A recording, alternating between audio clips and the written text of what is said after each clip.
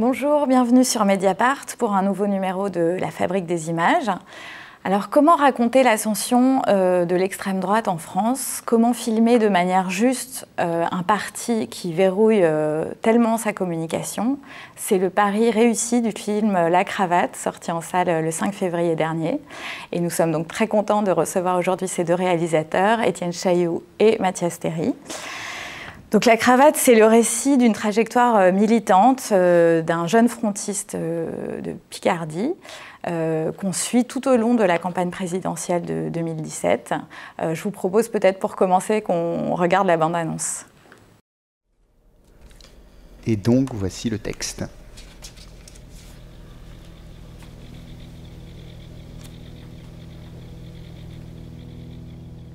Ceci est l'histoire d'un jeune militant politique nommé Bastien Régnier. J'ai l'impression de lire un livre, mais tu sais déjà tout ce qui se passe dedans. Il était membre d'un parti constitué à l'extrême droite de l'éventail des idéologies. Il avait quelques responsabilités, mais rien de très glorieux, et il avait accepté qu'une caméra s'installe auprès de lui le temps d'une campagne présidentielle.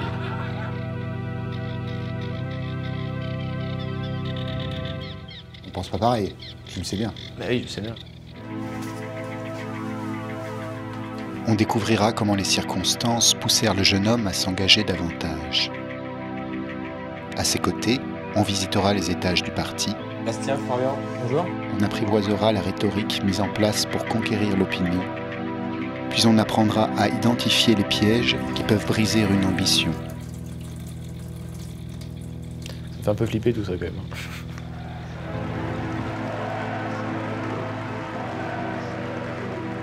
Le supérieur du héros sentait qu'il fallait se méfier. Ah mais après il filme, je veux dire des trucs. Je veux pas de cette séquence dans le montage final, tout ça est confidentiel. Mais pouvait-il agir contre cet attachement étrange qui s'était tissé peu à peu entre son militant et l'équipe de cinéma, qui mêlait la tendresse et le dégoût, la ruse, la langue de bois, le mensonge et la sincérité. Mais je passe pour un salaud du coup. J'étais un salaud. La fin du récit est connue, c'était en mai 2017. Putain. Mais on lira auparavant tout ce qui animait Bastien Régnier pendant que s'écrivait une page nouvelle du roman national. Donc c'est parti. Tout ce que tu nous as dit, on le met dans le film. Ouais.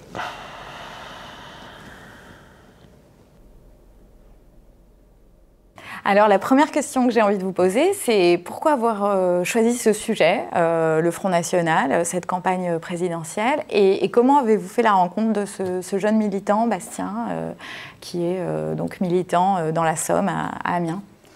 Je pense que c'est un mélange de la rencontre de Bastien, qu'on a rencontré sur un projet pour la télévision, et d'un sentiment du monde qui est en train de changer. Il y avait un mois plus tôt l'élection de Trump. Pour ma part, ça m'a assez impressionné, cette élection soudaine de quelqu'un qu'on n'avait pas vu venir, quoi. Voilà, donc à la fois une préoccupation en tant que citoyen sur ce qui est en train de se passer en France, mais en Europe, plus largement dans le monde, avec le retour un peu des nationalistes. Et puis, on a profité d'une relation qui s'était instaurée entre nous et Bastien pour approfondir cette relation dans ce film.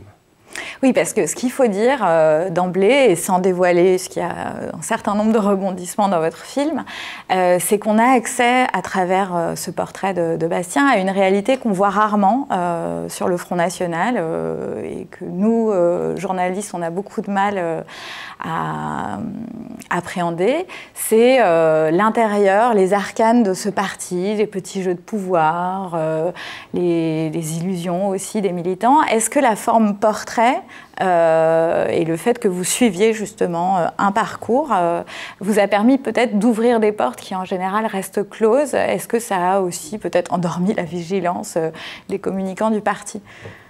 Je dirais qu'il y a un aspect qui joue pour ça, c'est le fait d'avoir visé au bon niveau du parti.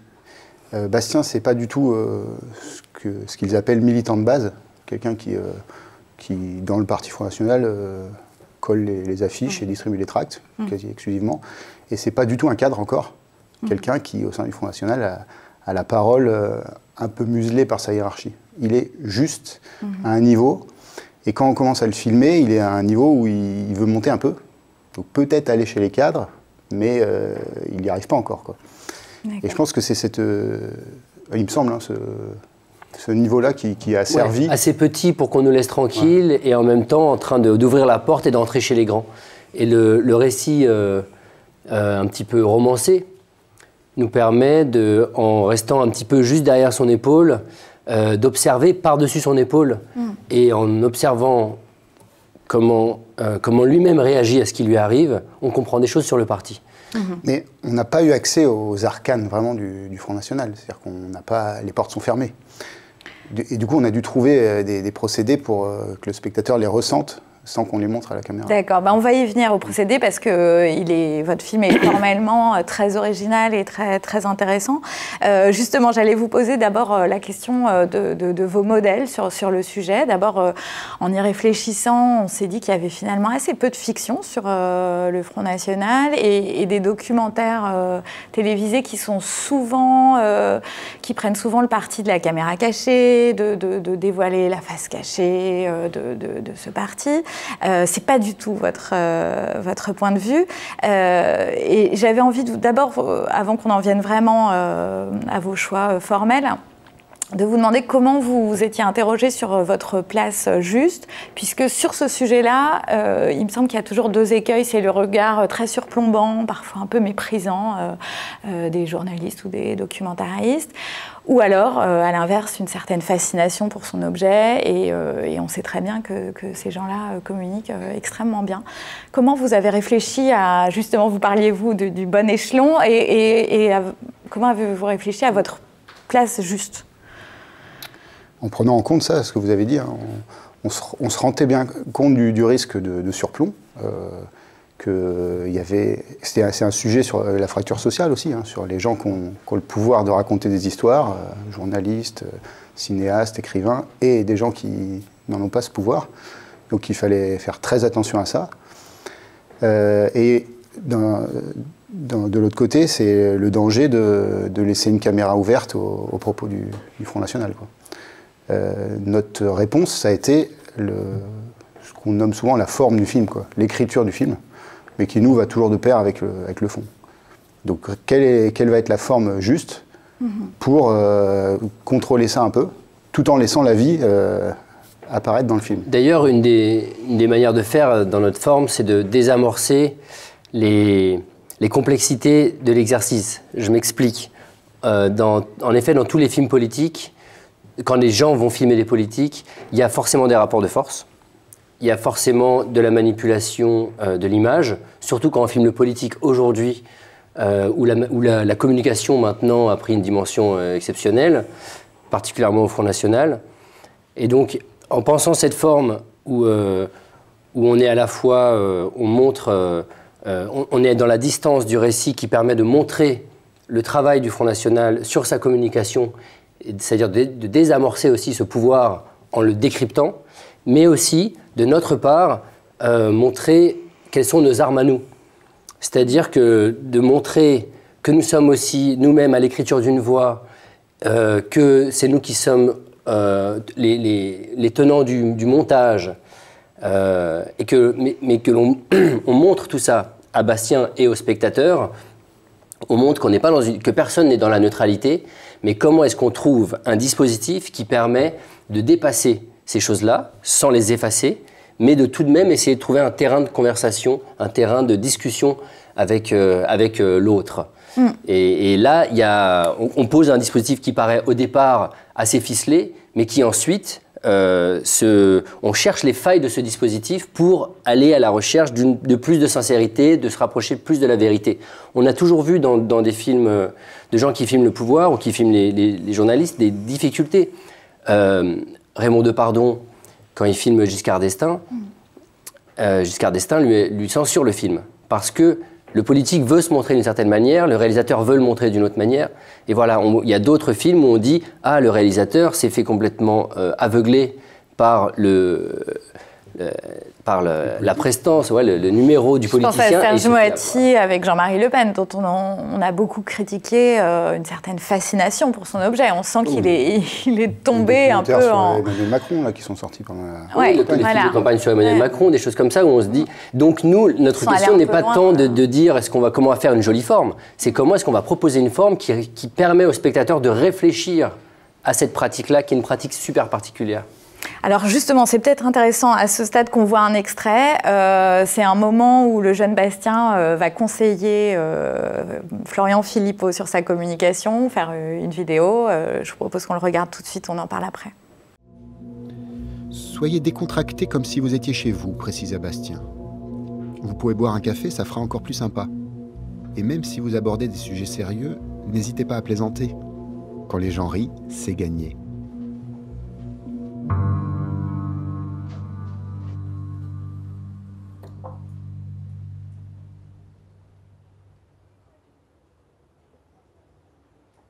Philippot était un homme encore jeune.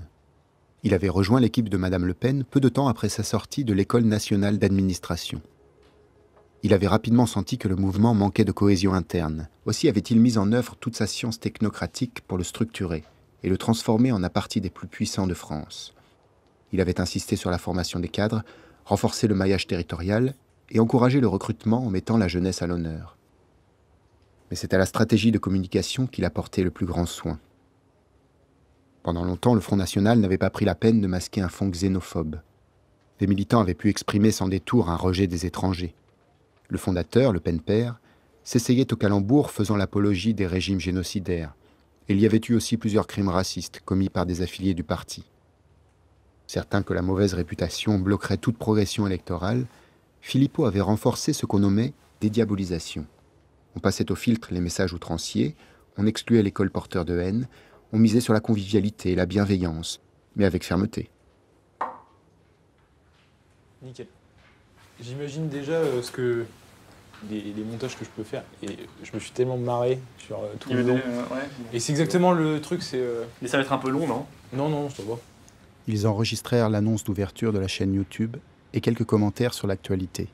Bastien encourageait l'orateur en acquiesçant de la tête, en forçant des sourires, et il osa le tutoiement qui s'imposa avec naturel. N'hésite pas à faire une gestuelle en même temps quand tu les critiques.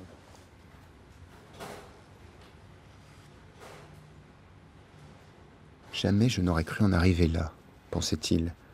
Je pouvais au mieux devenir conseiller municipal, et me voici en train de diriger Philippot.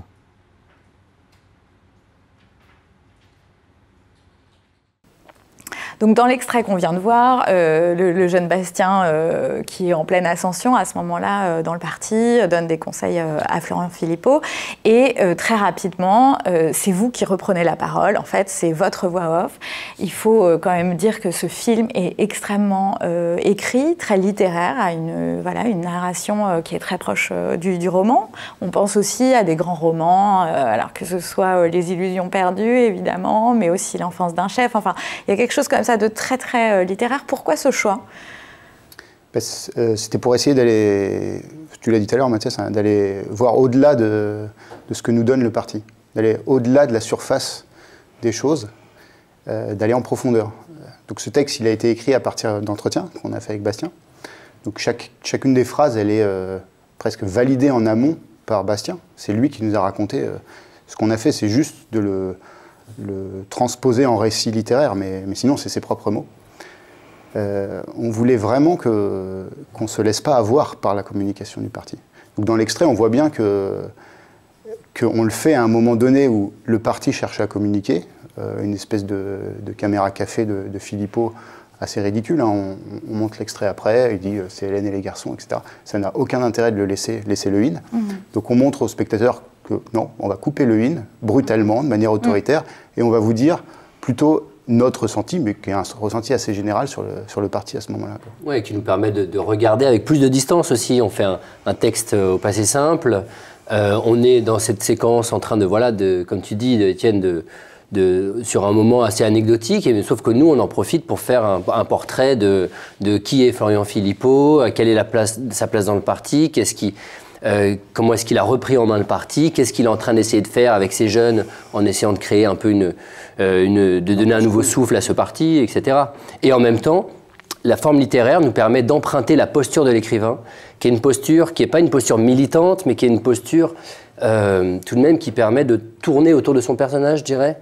C'est-à-dire d'être à la fois en recul, dans un recul un peu historique, comme ça, on se dit voilà, la petite histoire dans la grande, et en même temps, complètement dans l'intimité, savoir qu'est-ce que Bastien ressent, par où il passe, et d'essayer de faire varier la distance avec lui, parce qu'on ne peut pas observer cette personne comme un rat de laboratoire, on ne peut pas être dans sa tête, mais on peut que essayer de nous rapprocher, de nous éloigner pour mieux voir, quoi. C'est un peu l'idée. Et le fait de lui proposer ensuite ce propre texte va créer quelque chose de nouveau aussi. Et tout à l'heure, vous parliez de références, de filmer le politique. Nos références, ça a été quasi exclusivement des livres dans ce projet. D'accord. Très peu de films, je pense qu'il y a pas...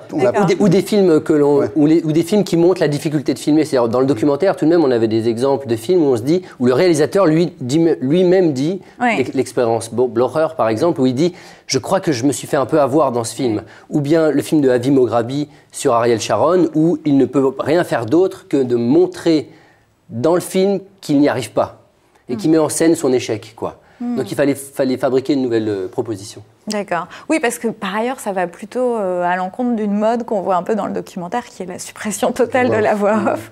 Là, on a une voix off extrêmement présente. Et puis, c'est vrai que, d'un point de vue journalistique, c'est le parti pris de couper les micros dès lors que un leader politique s'exprime. Enfin, il y a quelques passages, et c'est quand même très radical. Après, on le montre, ça. C'est-à-dire qu'on aurait pu... on fait ce qu'on veut en montage. Hein. On peut couper ce qu'on veut, couper l'image où on veut.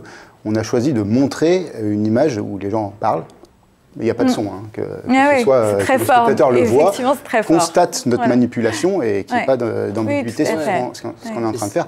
Mais attention, le film, il est en mouvement permanent.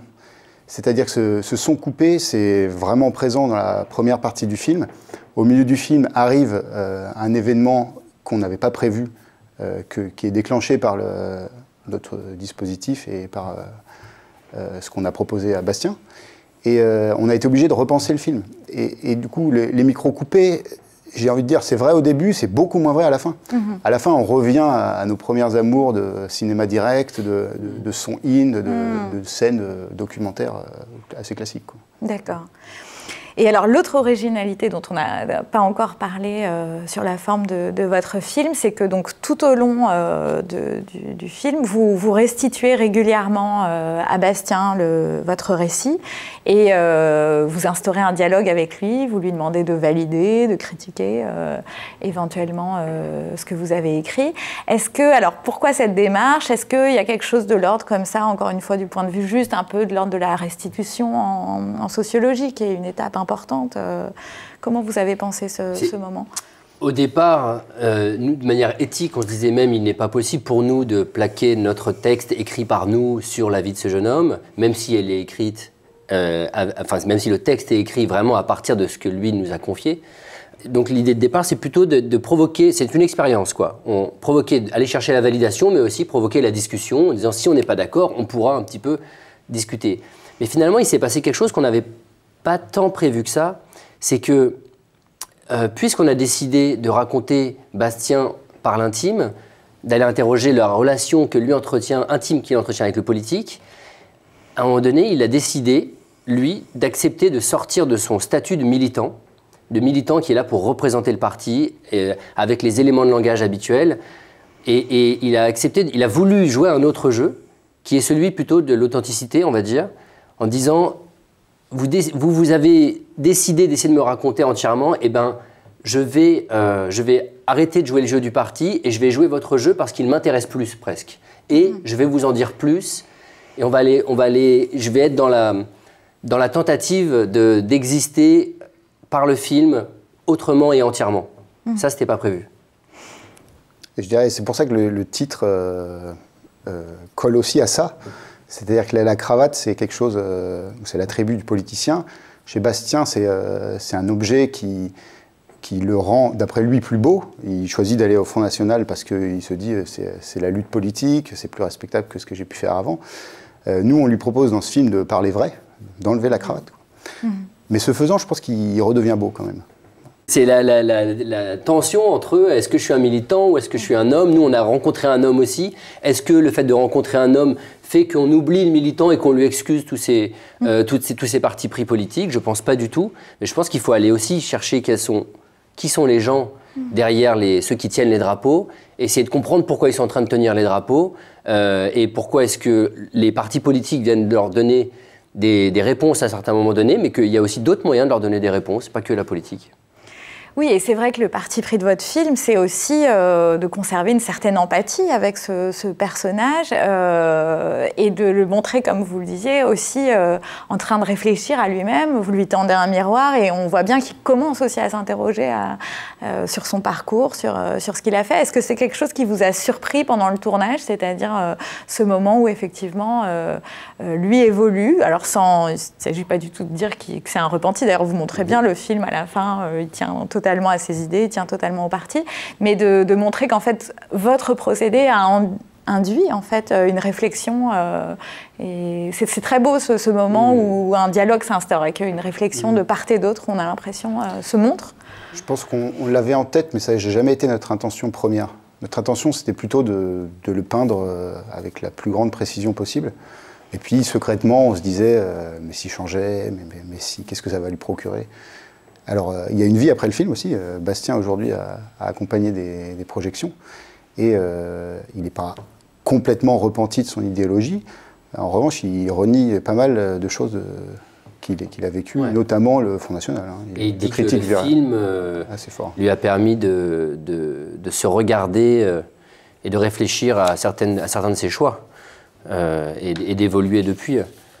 C'est une évolution lente, mais voilà. Alors, ce n'est pas un des objectifs du film, mais donc nous, en fait, on cherchait tout de même à rentrer, enfin, quel était l'endroit où on pouvait réussir à rentrer en discussion avec lui, c'est-à-dire se dire, on va discuter du texte, on a ce livre qui est posé entre nous, et le fait de regarder ensemble ce livre et de se demander est-ce qu'on est juste, est-ce qu'on n'est pas juste, etc., ça crée un dialogue possible, alors que si on faisait un débat politique, il serait assez stérile. Il y a une scène dans le film où il discute avec une militante de Macron et on sent bien que c'est argument contre argument. Il se serre la main poliment en se disant bon, on ne sera jamais d'accord. Il ne s'est rien passé. Et puis voilà, il ne se passe rien. Pas passé grand-chose. Donc il y a aussi cette tentative de chez nous d'essayer de discuter autrement, quoi. Ouais, et ça crée même un chamboulement chez nous finalement. C'est-à-dire qu'on est. Je vais vous interroger, voilà. On est obligé, nous, on réfléchit tout le temps en faisant le film. Hein. En le tournant, en le montant, on a été obligé de repenser la dernière partie de notre film après qu'il ait fait ce geste de sincérité assez total qui nous force un peu à nous-mêmes, d'une part, réécrire notre texte, revoir notre copie. En révélant, on ne va pas le dire, mais en révélant une partie de son passé que vous ignoriez. Oui. Donc là, on se pose la question de est-ce qu'on est passé à côté de quelque chose d'important? Est-ce qu'il nous ment? Est-ce qu'il nous a menti sur tout le reste? On se met tout se défait un petit peu. Nous, ça nous oblige à sortir d'un dispositif un peu rigide, de montrer encore plus aux spectateurs où nous sommes, à quelle place face à lui. La fabrique du cinéma aussi. Ouais. On est obligé de montrer que la voix off a été écrite à un certain moment, que quelqu'un l'a enregistré, donc de dévoiler tous les mécanismes du montage. Pour que le spectateur, plutôt qu'on dise au spectateur, soyez à notre place et regardez les choses comme nous on le veut, on dit regardez-nous face à Bastien, regardez-nous même dans des moments où on n'est pas très bon. Il y a des moments où on parle avec lui, on estime qu'on n'est pas vraiment à la bonne place, mais on le montre quand même parce qu'on veut montrer cette tentative de recherche de se rapprocher d'une vérité entre lui et nous, quoi, avec toutes les tensions que cela implique, parce que nous ne sommes pas dans le même camp, parce qu'il y a la tentative de manipulation de leur part et de sa part de devoir être sympathique, la tentative de notre part de ne pas nous faire dépasser par le film. Certains sortent du film en disant c'est un salaud, vous vous êtes bien fait avoir, etc. D'autres sortent en disant il ce type est très attachant. D'ailleurs, vous êtes peut-être aussi à voir parce qu'il est attachant. Ils essaient de chercher un gagnant dans cette affaire. Ce n'est pas finalement la question, quoi. Ouais, c'est pas un match. Hein. D'accord. Et pour terminer, moi j'ai aussi envie de vous demander ce que ce tournage vous a appris par rapport aux idées que vous pouviez avoir sur le fonctionnement du Front National, aujourd'hui le Rassemblement National. Est-ce que ça vous a fait évoluer sur peut-être la façon dont on en parle traditionnellement dans les médias? Qu'est-ce que ça... Alors c'est difficile de le dire de manière concise, parce qu'il y a beaucoup de choses. Mais c'est vrai que, bon, je vais parler pour moi, hein, quand je commence le tournage, j'ai des a priori, pas forcément bien réfléchi au sujet, et je suis imprégné de diabolisation, quoi, en réalité, du Front National. Et puis en tournant, on rencontre les gens, comme toujours, hein, sur le terrain, on infléchit notre posture, on précise, on se rend compte qu'au sein du Front National, il y a des gens qui votent, mais qui ne sont pas forcément très au courant du programme, moi, je pense qu'ils sont un petit peu manipulés, des gens malheureux aussi, chez qui le Front National sait très bien soulever la colère pour ensuite les utiliser comme ils veulent. Donc moi, j'ai senti quand même une grosse opération de manipulation de la part des cadres du Front National. Et des gens qui se sentent méprisés par ce qu'ils nomment les élites, sans pouvoir bien préciser les choses. Et je pense que là-dessus, il faudrait plancher. Ouais, moi j'ai découvert aussi quelque chose d'assez intéressant, c'est comment est-ce que un parti arrive à donner à des citoyens une grille de lecture du monde qui correspond aux attentes, aux colères, on va dire, à la crise démocratique que vit la France aujourd'hui, et comment cette grille de lecture, elle est pensée complètement par le parti, et qu'elle arrive, qu'elle correspond aux problèmes des gens, qui leur donne une manière de voir les choses qui est pas forcément celle que les gens auraient d'emblée. C'est-à-dire qu'on ne naît pas militant d'un parti, on le devient parce qu'on a une histoire personnelle, c'est ce qu'on va chercher chez Bastien. Hein. Mais on voit dans le film à quel endroit Bastien a des attentes, a des colères, et comment est-ce que le discours que lui donne Marine Le Pen dans le moment du meeting, on le sent bien dans le film, comment est-ce que les mots qu'elle donne, les raisons qu'elle donne correspondent à des choses chez lui, mais qu'elle lui met une grille de lecture par-dessus qui est un peu tout ça c'est la faute à. Le multiculturalisme veut ta perte alors que ces problèmes n'ont rien à voir avec ça. Des choses comme ça. Et ça, c'est assez fort, je trouve, dans votre film, c'est de montrer aussi, d'ailleurs, ce moment du meeting, il intervient plutôt, dans mon souvenir, à un moment de doute de Bastien dans son parcours dans le parti.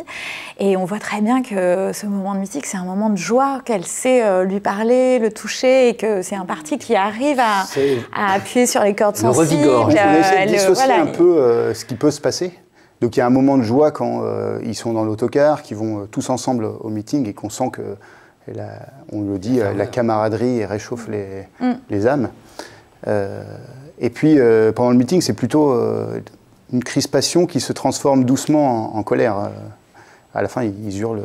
On est chez nous, on ne l'a pas souvent vu comme ça, Bastien, dans un sentiment comme ça mais les émotions sont fortes. Donc, bien sûr. Et on voit à quel point il trouve... Ça le galvanise, et à partir de là, on a un moment dans le film où on pense qu'il pourrait se mettre en retrait parce qu'il a été déçu par des choses qu'il a découvertes au sein du parti. Et à ce moment-là, il décide de ne plus regarder ce qui le dérange et de foncer. Et donc la fabrication d'un soldat, ça c'est aussi quelque chose qui nous intéresse, bien sûr. Mais le meeting, on pourrait presque dire, on décrit un mécanisme d'emprise de la part de Marine Le Pen sur lui. Comment elle arrive à vraiment appuyer sur le bouton colère.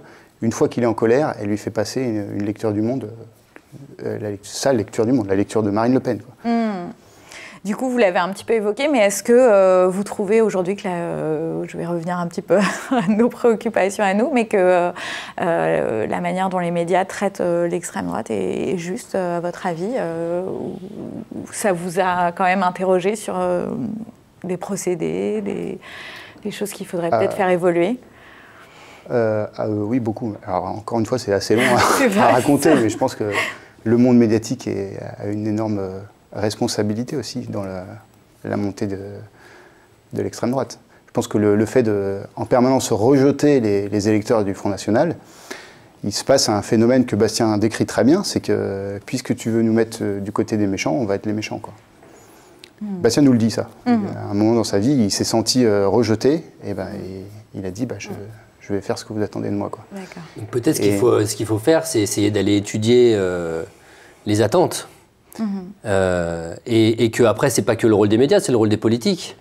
De proposer des choses qui s'adressent à des populations qui se sentent méprisées, pas écoutées, et aussi même sur... le rôle des politiques, ça me gêne, parce que moi je pense que le film montre aussi une énorme crise de confiance envers les politiques. Oui. Et donc vouloir remettre la responsabilité sur le dos des politiques, ils n'y sont pas arrivés, les politiques.